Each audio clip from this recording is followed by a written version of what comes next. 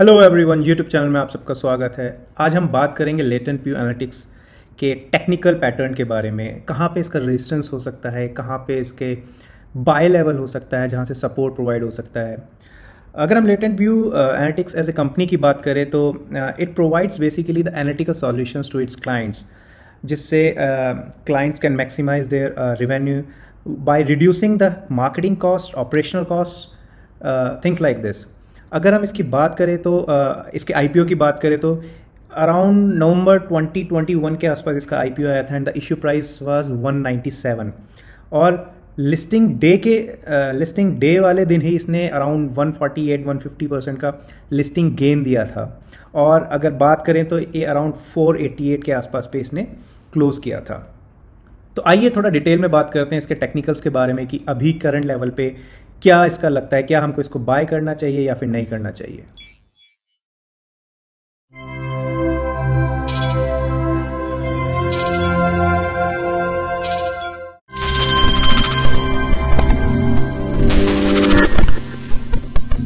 अगर हम इसके पैटर्न की बात करें तो लिस्टिंग डे के अराउंड ये 488 के आसपास लिस्ट हुआ था। वहाँ से इसने अच्छा खासा अपसाइड मूव लिया and it made high of around 750 का हाई मारने के बाद इसने कंटिन्यूसली, अगर आप देखें तो लोअर हाई मारते हुए अच्छा खासा लो बनाया इसने अराउंड आई गेस 280, 270, 290 के आसपास का।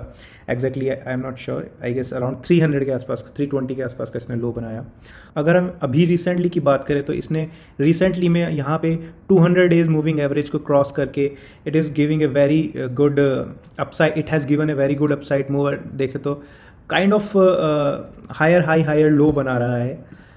अगर यहाँ पे हम बात करते हैं इसमें हमें कहाँ एंट्री करनी चाहिए, अगर एंट्री की बात करें तो आई बिलीव करंट लेवल पे भी एंट्री ली जा सकती है। करंट लेवल से 395 के बीच में ये जो लेवल है इसका, this is according to me kind of buy zone, जहाँ पे as an investor you can buy this particular stock.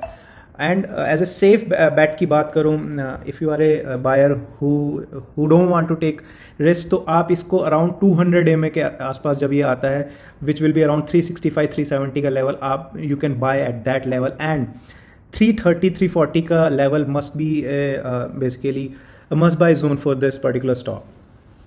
और अगर हम ऊपर रेजिस्टेंस की बात करें तो अगर हम पीछे के हिसाब से देखते हो रेजिस्टेंस में 450 का लेवल एक रेजिस्टेंस की तरह काम कर सकता है। 450 के बाद 490 एंड देन 535, ये जो लेवल है ये आने वाले टाइम के लिए इसके लिए एक रेजिस्टेंस का काम कर सकते हैं, जहाँ पे ये पर्टिकुलर स्टॉक एक सप्लाई फेस कर सकता है। अगर हम इसके टारगेट्स की बात करें लेटेंट व्यू टेक्नोलॉजीज़ के बारे में, suppose if you have entered around 405 और मे बी करंट लेवल्स पे, तो आपका जो फर्स्ट टारगेट होना चाहिए as a short term investor, your target should be 440। Once 440-450 का level is gone, your next target should be around 476।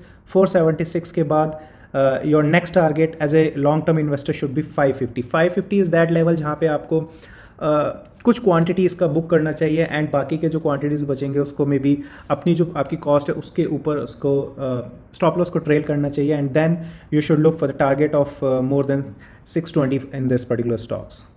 So thank you so much everyone for watching. We will come back again tomorrow with another stocks. Thank you.